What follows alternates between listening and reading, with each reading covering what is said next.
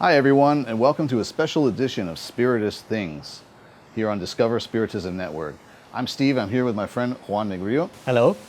Welcome. Thank you for joining me, Juan. Thank you, Steve. And we're here on location today. Mm-hmm. I don't know if I forget the name of this place. It's a beautiful park in Wilton Manors. It's a historic preserve in Wilton Manors, Florida. It's a nice place to shoot a video too. Mm-hmm. So we want to do just a little special, have a little conversation today. And we thought maybe we'd just talk about,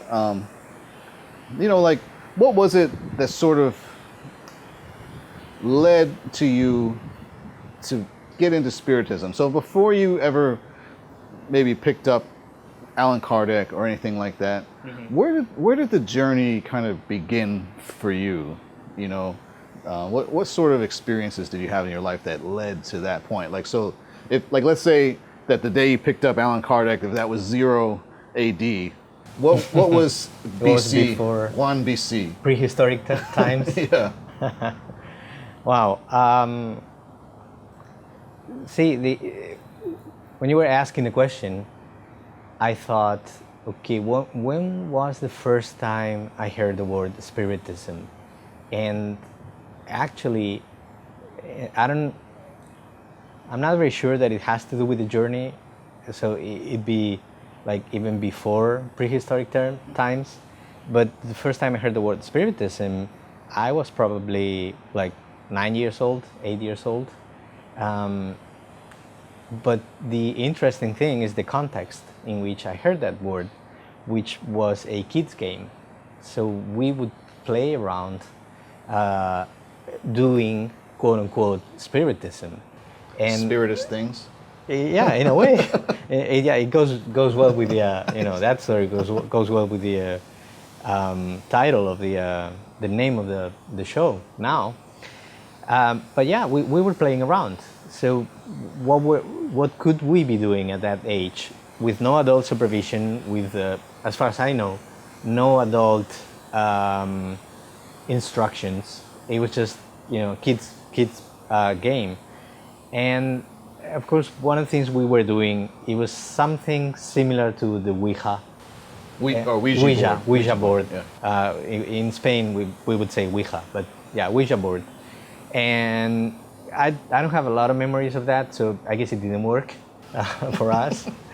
And then the other thing that that memory kept with me for a long time, we would play like lifting very heavy objects amongst like 3, 4, 8-year-old, 9-year-old kids with maybe just using our fingers. So what do I mean by that is like heavy tables or even a bunk bed, like a wooden bunk bed. So imagine 4 9-year-old kids trying to, with 2 fingers each, lift a bunk bed, with other kids around, like witnessing the challenge. And why that, stayed with me is because we could actually do it. And that was the fun part of it. We had no clue how that worked, but it worked. So we could do things that seemed, impossible or incredible, but it worked. But they called that, in the States, they call that light as a feather, stiff as a board. Okay. And I saw that actually demonstrated when I was in my 6th grade class. I didn't think about it till you just mentioned it. And at the time, I just was like, I don't know, they're faking it or whatever. They had one girl lay down like a plank, Yes. I remember that one too. Yeah. And 4 kids, and they were, we were about 11 or 12 years old. So and these were like little girls like that were doing it. Basically, they weren't like. I was pretty like big when I was 12, but I could have picked these kids up.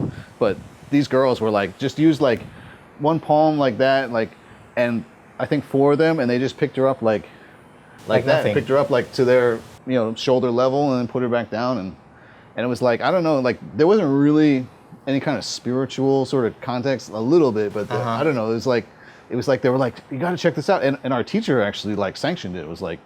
Our English teacher was this guy, and wasn't even the science teacher. Yeah, it was just like let's try it, let's see what happens. It was like it was like a weird, like sort of creepy it was right around the time that movie The Craft came out. So it's kind of like we all kind of knew it had something to do, like sort of like with witchcrafty kind of stuff, you know, like something like kids kind of are into. But then I didn't even thought about that in Yeah.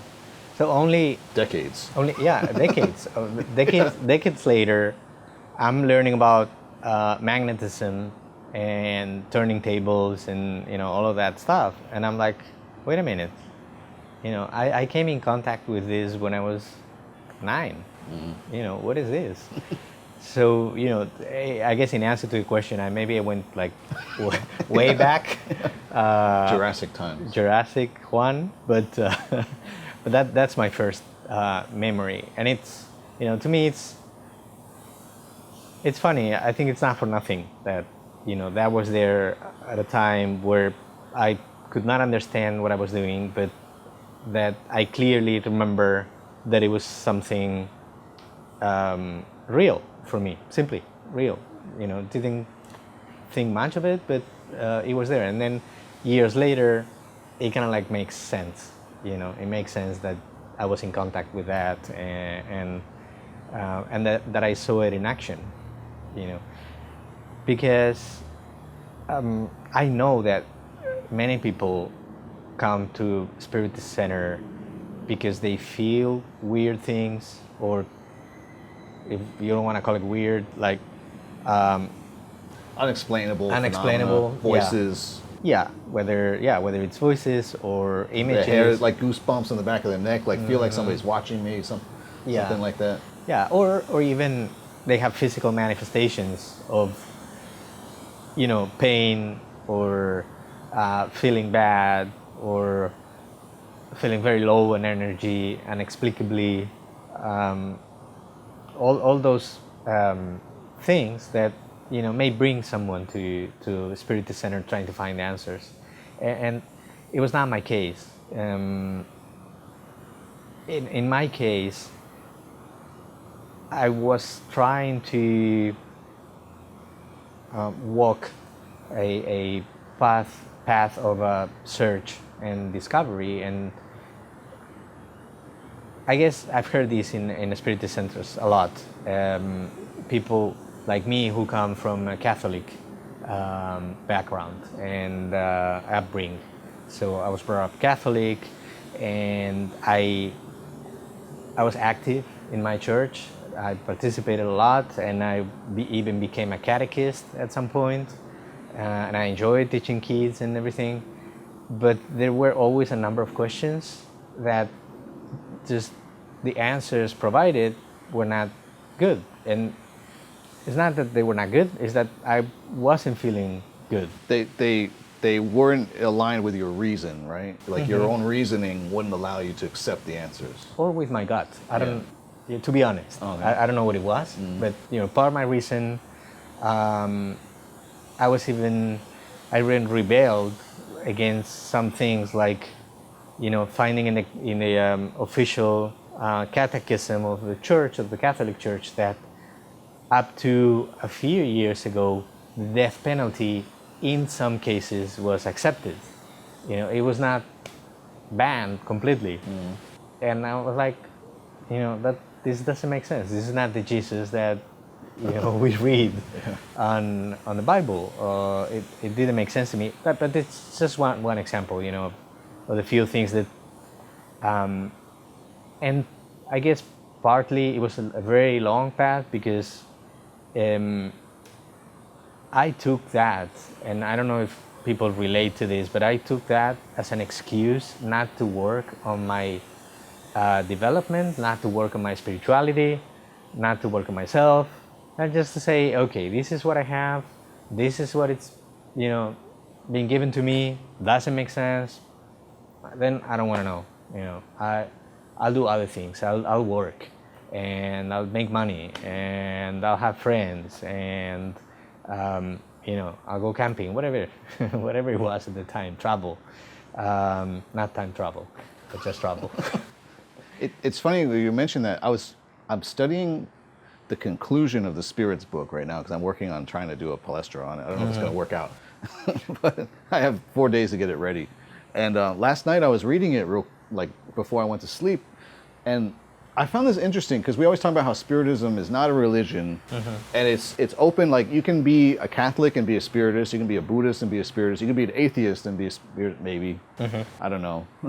that might be a little tough, but Why not? I mean, we're not going to kick you out of the center, you know.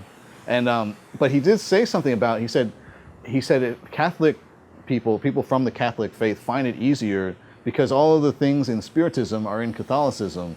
He said you have spirits and manifestations, you have reincarnation, guardian angels, and I was like, I'm not really sure about all this, but I'm like, I guess he was probably right. Sure. But you know, probably in some way or another, like this is what he actually said, because I was like, I don't know about reincarnation, but he said like it's all basically in some of the teachings and dogma where you have future rewards and punishment, like the purgatory, you know. Well, I guess, you know, Allan Kardec, he made this transition himself.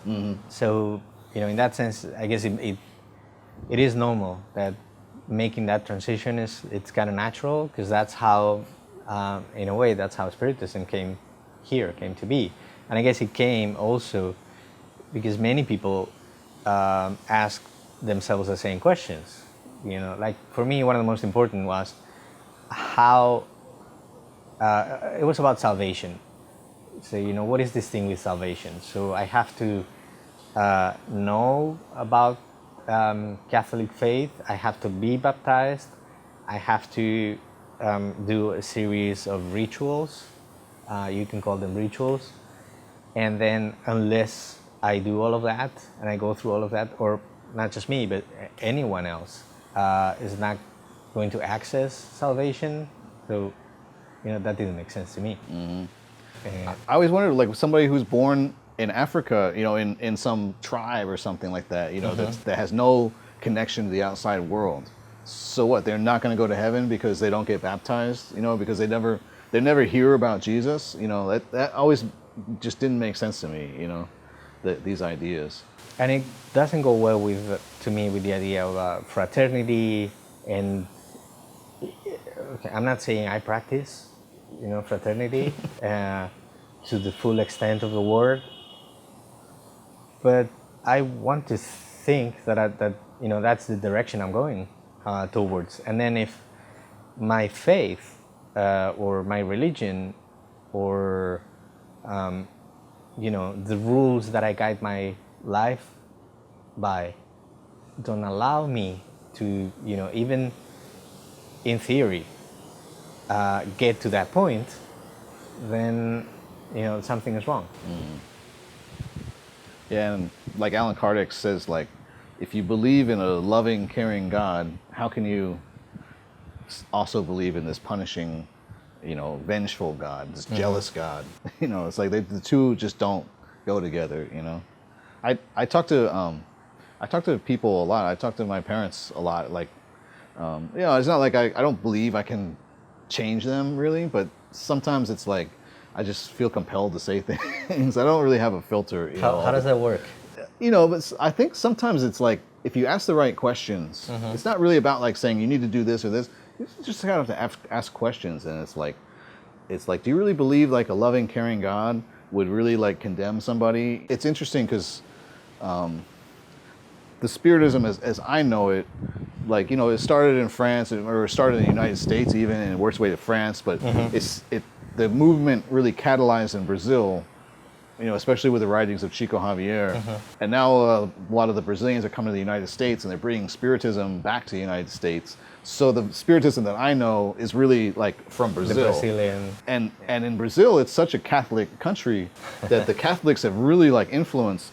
So before I really found Spiritism as I know it now, I was actually like found a Catholic Spiritist sort of hybrid, you know, where we had all the Spiritist things like mediumship and everything, but we also had all the saints and all the omens and talismans, or, you know, whatever you want to call it, the crosses and stuff like that, you know, and the rosary beads and everything. It was kind of like, it's interesting. Like now that I look back at it, at the time it didn't seem that weird, but now I look back, I'm like, okay, now this is kind of, you kind of have to understand, like, as people have told me, like, that they're so Catholic in Brazil that they had to make Spiritism kind of Catholic for some people. You know, I mean that's one person's opinion. Yeah, it's like this cultural thing. But what you're saying, it makes me think, about this question that we should probably sometimes ask ourselves of, why was I born, say in my case, why was I born in Spain, in the family that I was born in? Why was I born Catholic? Because if I believe that to some extent it is programmed, or at least there's a framework for this incarnation, like what I have to do, what tools I'm gonna have to I will have at my disposal to do my tasks, then those are fair questions, because then on the answer to those questions I will find good information that will help me evolve and will help me grow, right? And probably after maybe centuries of being Catholic or Christian, and probably in many previous incarnations being very adamant about it, very, very strong in it, well, kind of like growing out of that and making the transition to something which is way more inclusive, way more open, or at least that allows us to be, to in an easier way to be more open and more accepting and more inclusive and all of that. I guess I needed kind of like that transition. I needed to come with something that was very familiar to me, and then from that point, and being at a moment where spiritually I do have some thirst that maybe I didn't have before, and this is just, I'm guessing, but maybe I didn't have that thirst before and I have it now, and okay, now I come from that space that is familiar to me, that is comfortable, into something that it requires me to work much more on myself, on my transformation, on getting rid of judgments that I carry for many lives, probably, ideas that are holding me back, and I'm doing that transition. So this is all to say that if I can ask, I'm asking now that next time I can, be more open from the start, and if it is to be a spiritist from the start, I'll take that. I'm always questioning, especially since I started reading the Spirits book, like the main question Spiritism answers, like who are we, where do we come from, where are we going, and I don't necessarily have all the answers to those questions, but I have enough of an answer that I'm satisfied, like, of who I am and like where I've come from. I don't know specifically. I understand like why I shouldn't really know yet, but I will learn one day. I'll have all that knowledge, at one time when the time is right. But for now, it's like, okay, I've been put here, and it's always good to think, like, I think the same thing about my family and everybody, like, why was I put like with these people, like with these spirits, like why are we together, and to like not just as like a not like as a complaint, I mean like as like, okay, what should I be looking for? And when you have that idea that there's something there to look for, like you'll find something to work on, like some kind of motivation or direction or something. And it's like even if it's just like I do my best, like my parents are still here in Florida, and I don't live with them anymore, but they're not too far, so I do my best just to like stop in on them and see them and say how you doing and be there. And it's like, if that's like the least I do, I think I'm doing like okay. I'm not saying it's enough or too much or not enough, but it's like I just try to be there and be present and show up, and it's like and it's we don't the know. best I can do. Yeah, we lack a lot of information, so that may be a huge step, and we don't know. Yeah. I mean, because I went through a really rebellious you know, I'm still in kind of a tough stage in my adolescence right now, but but you know, I'm getting out of it. But it's like, it's amazing actually, the fact that like I had such a rough relationship with my parents in my teenage years and my 20s, and now it's like at least we have some kind of understanding. You know, we have different beliefs and everything, but we can. But would you say that from your side, Spiritism has played a role in that change? Quite a bit. I mean, the transformation was happening, but like now it's like I have a different sort of understanding of it, and the motivation has changed. Where it's like, okay, you know, I was already doing the things like trying to like improve our relationship and stuff before, but now like to think like that they're not just like my parents; these are spirits, and to know that they're here to grow and evolve too. I've actually gotten some insights, just things from their life that I think about. They're not judgmental, but like things that have happened in our life, like why we had to move to Florida and things like that, and just some ideas I have. I said, you know, maybe it was like for their own personal growth that they had to get outside of the bubble that they were in, and maybe a lot of like good things have happened because of it, you know, and I hope so, you know. It's like, but like that's those sort of thoughts and ideas came as a result of Spiritism for me. So, not that it's right or wrong. It's just like they're just ideas, but they're consoling. Like they really help give life meaning and to things that might just seem kind of absurd. No, I can relate to that, to all of that, and that idea of seeing my family, my immediate family, as spirits just like myself, and not only my dad or my sister or, you know, my nephew in my case. That's changed the whole dynamics. They don't need to know that. You know, just by me knowing and acting upon that, it's changed everything for the better. In, you know, in my case, and then the sense of personal responsibility that I get, you know, and like an enhanced personal responsibility that Spiritism has helped me acquire. So, you know, it's not just about reading the books, not about how much you read. It's really about like what you do with the information and how it changes your life. And so that's pretty cool. Well, thank you so much for being with me here today, for inviting me to this place. This is an interesting place. Thank you. And check us out on Discover Spiritism Network, and we'll see you next week.